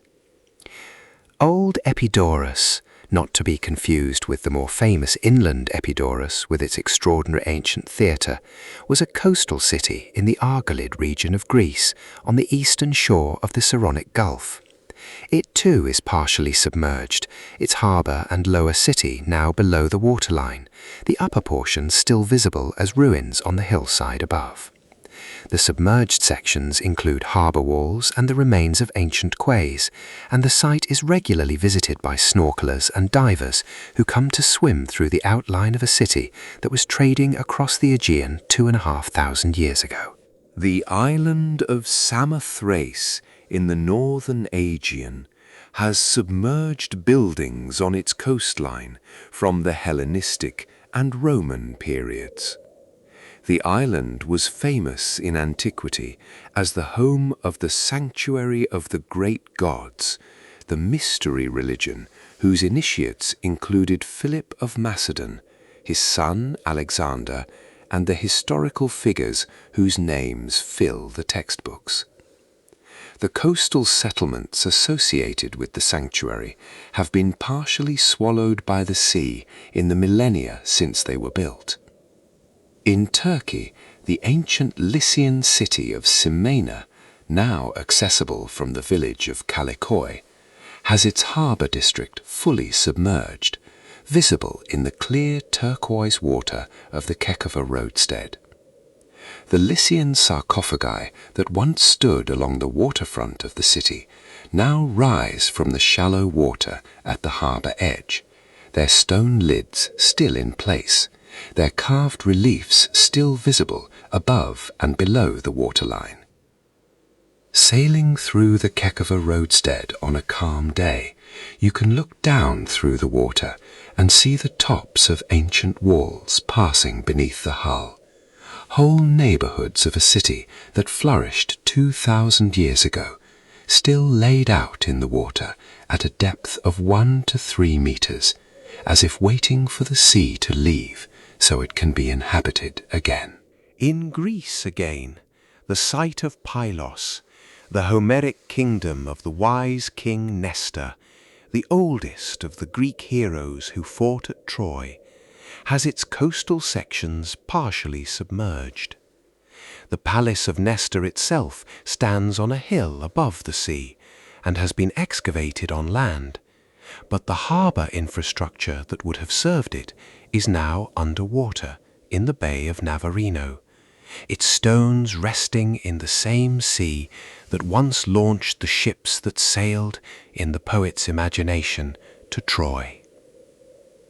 The Greek island of Zakynthos has submerged structures along its northern coast, the remains of medieval and possibly ancient buildings that have slipped below the waterline through gradual tectonic activity. Divers there sometimes find themselves swimming through the roofless rooms of a building that was once above the sea, its walls still standing, still enclosing the space that was once an interior, now open to the water and the fish. What all these lesser-known sunken places share, beyond the obvious fact of being underwater, is a particular quality of ordinariness. They were not the capitals of great empires, they were not the cities of legendary kings, or the headquarters of mystery religions necessarily.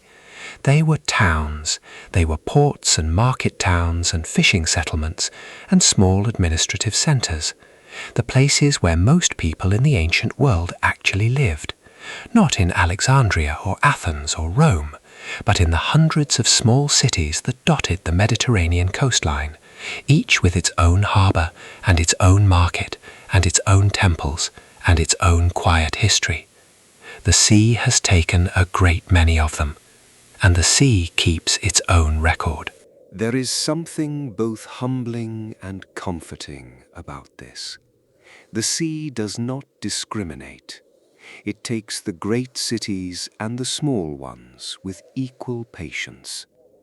The harbour walls of Olus are as wet as the harbour walls of Thonis-Heracleion. The submerged streets of Kalekoi are as dark as the submerged streets of Port Royal. Every city that the sea has taken is equally preserved, equally patient, equally available to the person willing to look carefully. The famous ones attract the headlines. The forgotten ones wait quietly for someone to come and sit with them a while. Section 14b. The Archaeology of Slow Forgetting. There is a specific kind of archaeological melancholy that attaches itself to the lesser-known sunken places, the ones that don't make it into documentaries or popular history books, or the breathless headlines that occasionally surface when a new discovery is made.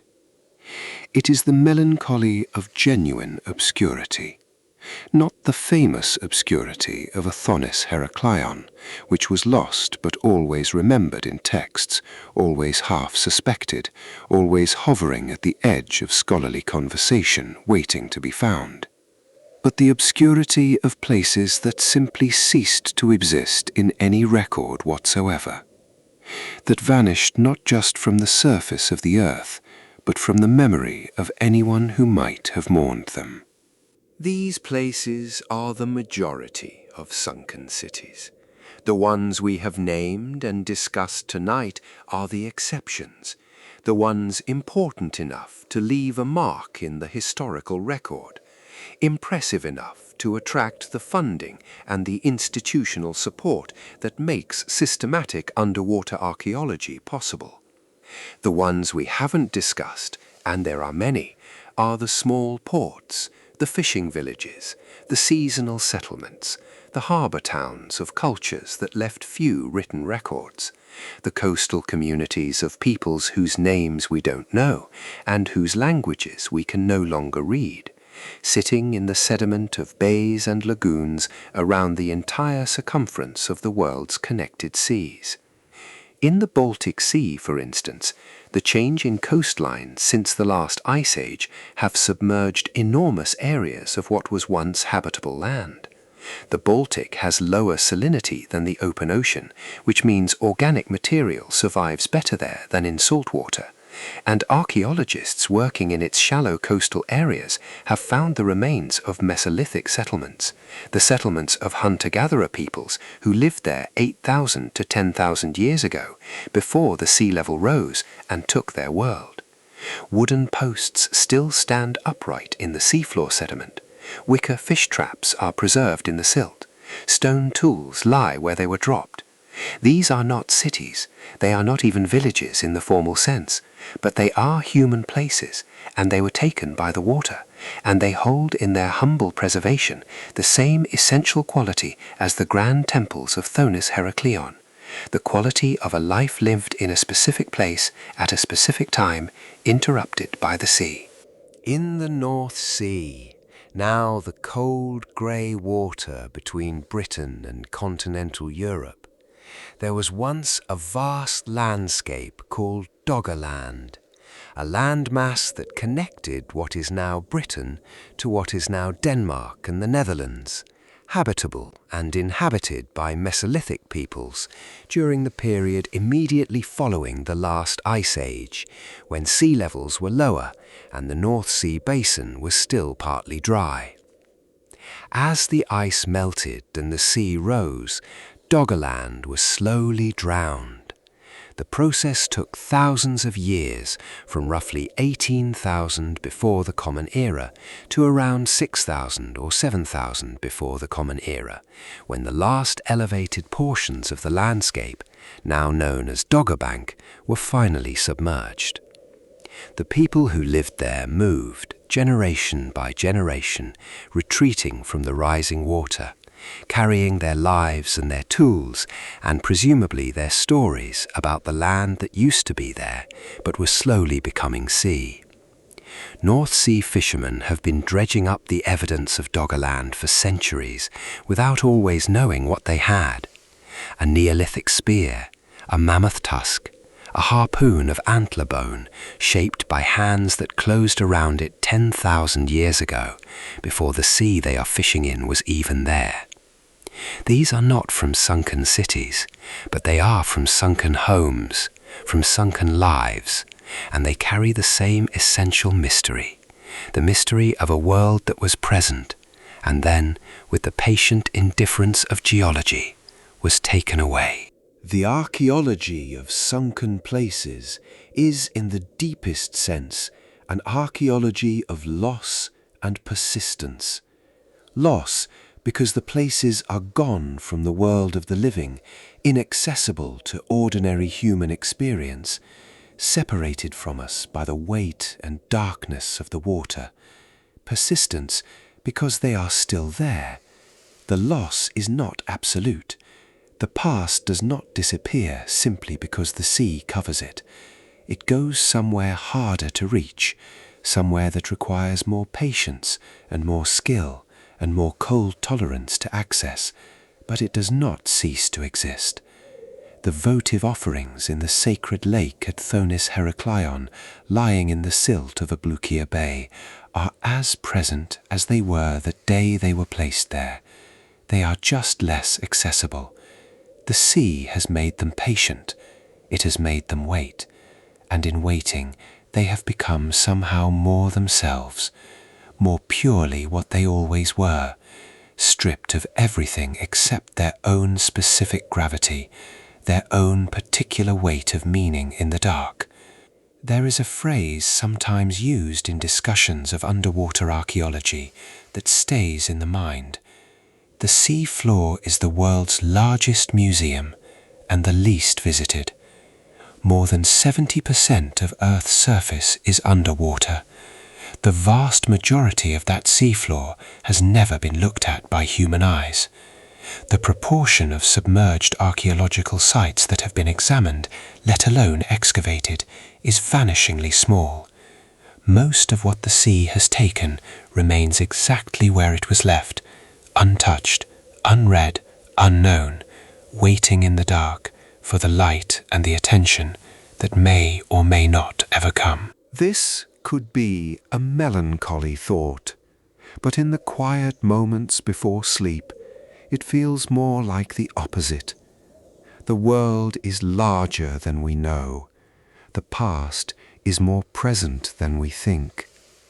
Beneath the surface of the water, beneath the floor of the sea, beneath the sediment that has accumulated over the centuries and the millennia, the record of human life on this planet is intact in ways that nothing on the surface can match. The cities are down there, the stories are still legible. The evidence of 1,000 cultures and 100,000 years of human occupation of the Earth's coastlines is preserved in the cold and the dark, holding its shape against the erosion of time, waiting. Sunken cities are extraordinary archaeological resources, and the technical reasons for this are worth understanding. The problem with most archaeological sites on land is that they have been disturbed, repeatedly disturbed. The Romans built on Greek foundations. The medieval city rose from Roman ruins. The 19th century city demolished the medieval one and used the stones to build new streets. Every generation that lived in a place modified it, dismantled parts of it, carted away the useful material, and left the broken bits. By the time the modern archaeologist arrives, what they are working with is a palimpsest, a document written over and over, layers of history partially erased by each successive layer of human habitation. A sunken city does not have this problem. When the sea takes a city, the disturbance largely stops. The sea is not interested in recycling the building materials. The sea does not knock down the walls to use the stones for a new project. The sea simply covers. And what it covers, it preserves in a manner that is, under the right conditions, extraordinarily faithful to the original. The artifacts remain where they were placed. The buildings remain where they were built. The streets remain where they were laid. The whole frozen moment of the city's last day, or in the case of gradually submerged cities, the whole accumulated evidence of the city's long life is there in the sediment, waiting to be read. This makes submerged sites uniquely valuable for understanding the realities of ancient urban life, as distinct from the idealized or official picture that most historical sources provide. Official history tends to record the grand events, the battles, the coronations, the catastrophes. Archaeology, especially the archaeology of preserved domestic spaces, records the everyday. The pocket watch in Port Royal Harbour tells us something that no historical text about Port Royal tells us: the exact time of the earthquake. The loom weights of Pavlopetri tell us that the people of that 5,000-year-old city spent a significant portion of their time making cloth. The ceramic vessels in the tavern at Port Royal tell us what people were drinking on the morning of June 7th, 1692. The votive offerings in the sacred lake at Thonis-Heracleion tell us what the faithful were asking the gods for century after century in the privacy of their ritual prayers. Sunken cities also tell us about climate and sea levels in ways that are directly relevant to the world we live in now. The fact that these cities are underwater is itself evidence of change. The sea is not where it was when these cities were built. Some of the change is geological, the product of local tectonic activity or delta subsidence, not changes in the global sea level. But some of it reflects the genuine rising of the world's oceans since the end of the last ice age, a process that is still ongoing, that is in fact accelerating in our own time due to the warming of the global climate. Looking at Thonis-Heracleion under 10 meters of Mediterranean water, or at Pavlopetri under 4 meters of Aegean water, or at the Neolithic village of Atlit Yam off the coast of Israel under about 12 meters of sea, a 9,000-year-old farming settlement, complete with a stone circle and the remains of domesticated animals, completely submerged now, is to look at a direct record of sea level change written in stone. These places were habitable when they were built. They were at or near sea level. Then the sea rose, or the land dropped, or both, and now they are underwater. The cities beneath the waves are not just beautiful mysteries, they are data. They are a chronicle of a changing planet, written in the foundations of buildings that their builders assumed would stand forever.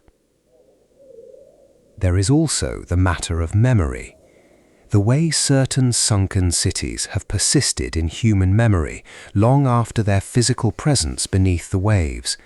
Thonis-Heracleion in the texts of Herodotus and Strabo, Dwarka in the traditions of the Mahabharata, the unnamed city beneath the sea in countless folk traditions from coastal cultures around the world, suggests something about the human relationship to lost places. We do not forget the places that were taken from us by the sea. We carry them in our stories, in our myths, in the sense of depth and mystery that water has always carried for human beings, who can see the surface, but not what lies beneath. Every culture that lives near the sea has legends of sunken places, drowned cities, lost kingdoms beneath the waves, the land that the ocean swallowed. These stories are often dismissed as pure mythology, as the products of the human imagination rather than the human memory. But the evidence of the underwater archaeologists suggests that at least some of these legends have a foundation in real events. Pavlopetri sank. Thonis-Heracleion sank. Dozens of other coastal cities sank, gradually or suddenly, taking with them the memories of the people who watched the water rise.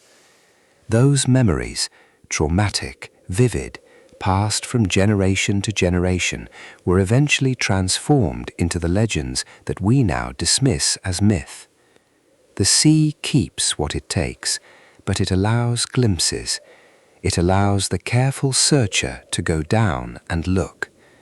And what they find, more often than not, is not the dramatic and the extraordinary, but the ordinary and the human. The loom weights and the tavern bottles and the stopped watch. The votive offerings and the harbour anchors and the street stones worn smooth by feet. The carved dragons still frozen mid-roar in the cold lake water. The sacred lake where golden boats were set sailing in the name of a god whose story was about death and resurrection and the eternal return of the light. Section 16. Cities that sleep beneath the waves. We have traveled a long way tonight, across centuries and continents and the breadth of the human story. From the Bronze Age Greek town sleeping in 4 meters of clear Aegean water, to the frozen medieval city in the cold, fresh dark of a Chinese mountain lake. From the grand ceremonial port of ancient Egypt, to the pirate city that sank on a Tuesday morning in the Caribbean. From the pleasure district of the Roman Empire, still showing its mosaic floors to the Mediterranean fish, to the mythological golden city of an ancient god, still debated, still sought, still waiting beneath the warm, turbid waters of the Gulf of Cumbat. All of these places share the same quality of stillness now, the same underwater silence, the same quality of being held, suspended, preserved in the act of having been. A street is still a street, even under 30 meters of lake water. A temple is still a temple, even when the priests have been gone for 1,000 years, and the sea has come in through the doorway, and the sacred objects are resting in silt where worshippers once knelt. The water changes the form of a city, covers it and muffles it, and slows everything down to the pace of the deep, but it does not erase the meaning. It does not remove the fact of the lives that were lived there, the prayers that were offered, the commerce that was conducted, the children who ran through those streets, and the old people who sat in those doorways watching the light change on the water. There is a particular kind of peace that attaches itself to sunken things. It is not the peace of resolution or completion. These cities are not finished. They are interrupted. They are mid-sentence, the way a stopped watch is mid-second, the way a mosaic floor paused halfway through, showing you its pattern. But there is something in that incompleteness that is paradoxically restful. The urgency is gone, the commerce and the politics and the warfare and the ambition. All the noise of human civilization has been muffled by the water, slowed to stillness, suspended in the permanent almost of the underwater world. The divers who visit these places speak of this when they try to describe what it feels like to swim through a sunken city. There is the practical difficulty of it, the currents and the visibility and the weight of the equipment and the careful management of time and depth. But beneath the practical, there is an emotional register that is harder to articulate. A feeling of being a guest in a very old house, of moving slowly and respectfully through a space that still belongs, in some sense, to the people who built it, of breathing the same water that has been sitting around these stones for centuries, that has been the faithful custodian of everything that was left here when the last inhabitants departed. Frank Gaudio has spoken in interviews about what it feels like to be the first person to touch an object that has been sitting on the seafloor for 12 centuries. A votive offering, perhaps, placed in the sacred lake at Thonis-Heracleion by a hand whose owner's name was never recorded. A small bronze figure of a god lifted from the silt and brought back into the light after longer than the entirety of the Common Era. The weight of that, he says, is considerable. Not the physical weight of the bronze, which is modest, the other weight, the weight of the time between. All of us, when we close our eyes and let our thoughts drift, sometimes find ourselves in places we have never been, cities that feel familiar even though we have never visited them, sounds that seem like memories even though we have no memory of having heard them. The mind, in the process of releasing itself from the demands of the waking day, sometimes wanders to places that seem older than the self, older than this lifetime anyway. That quality of old familiar strangeness is perhaps why sunken cities have such a powerful hold on the sleeping imagination. They are places that feel like memory, places where the ordinary things of life, the streets and the doorways and the vessels on the shelves, persist in a state of timeless preservation, waiting for a visitor patient enough and quiet enough to find them. The world beneath the water is not empty. It is full, full of the cities that the sea has taken, each one holding in its stones and its sediment the evidence of a way of life that was, once as present and immediate as your own, full of the objects that human beings made and used and prized and lost, full of the accumulated hours of millions of lives, preserved in the cold and the dark and the slow turning of the deep currents.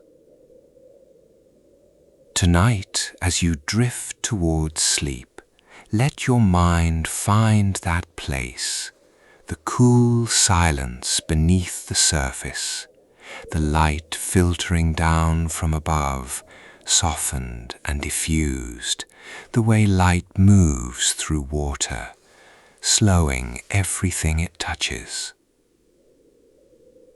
The streets of Pavlo-Petri, their ancient stones green with algae, their layout still perfectly legible in the shallows of Vatata Bay.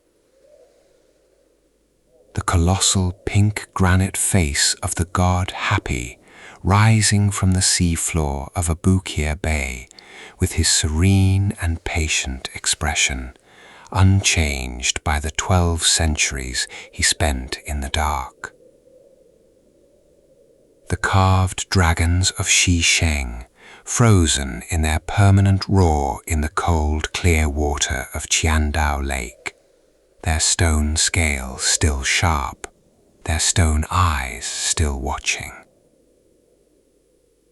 The Roman mosaic floors of Baiae, their geometric patterns glowing in the light of a diver's torch, tessera by tessera, the patient work of a craftsman who laid each small tile with care 2,000 years ago, whose name we will never know, whose work is still there.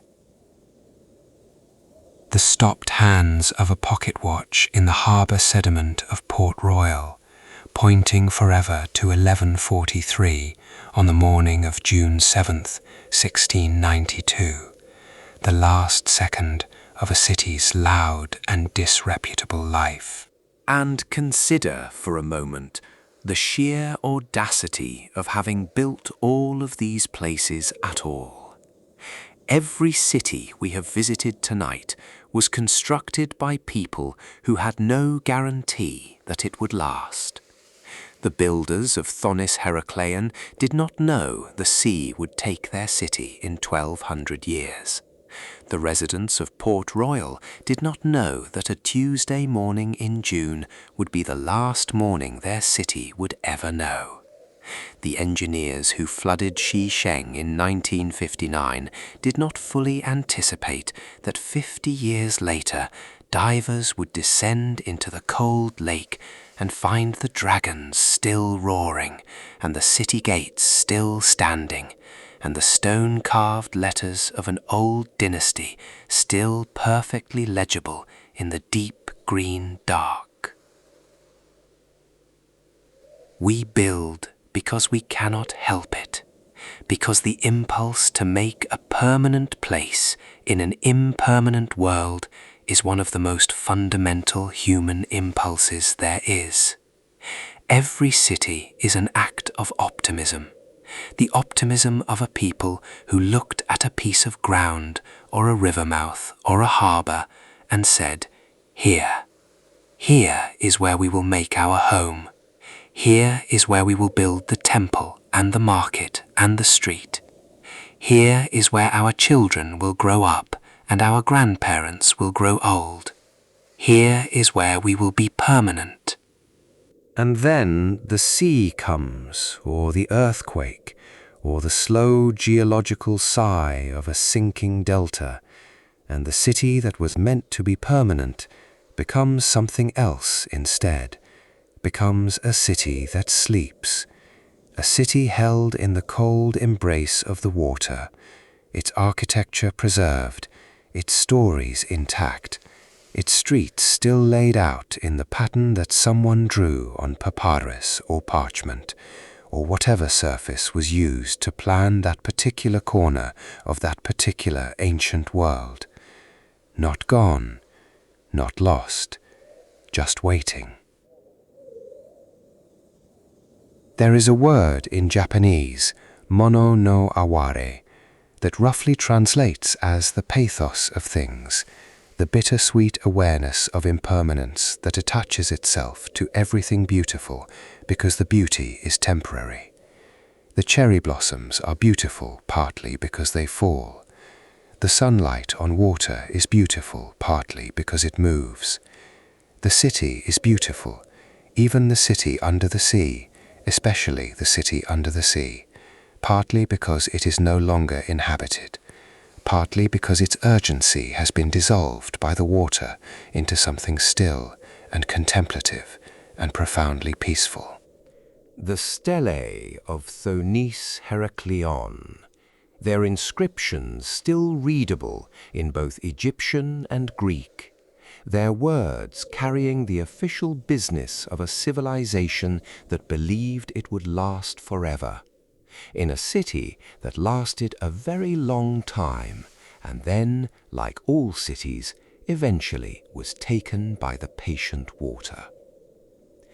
All of it still there, all of it still, all of it waiting in the quiet and the dark, exactly as it was left, holding its shape against the slow pressure of time, keeping its stories in the cold and the deep and the peaceable dark of the ocean floor. Let the water carry you now. Let the sounds of the waking world grow distant.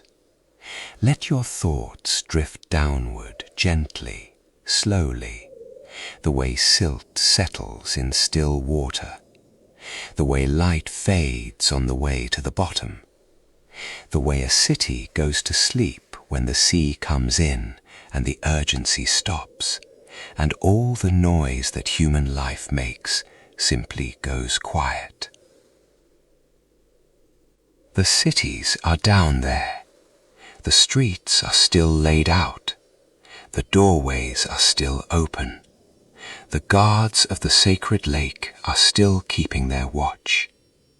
And the water is still and dark, and full of everything that was ever placed in it with care, waiting for the gentle hand of time to lift it back into the light.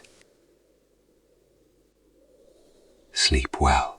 If this slow journey through history's most beautiful silences helped ease you towards sleep, please consider giving this video a like and subscribing to the channel. We are on our way to 1,000 subscribers, a milestone that would mean the world to this small channel, and every like, every subscription, and every comment telling us where in the world you are listening from brings us one step closer. If you have a little extra energy left before sleep takes you, drop a comment, share the video, and send whatever hype you have remaining our way. We read every single one. Sweet dreams wherever you are drifting tonight.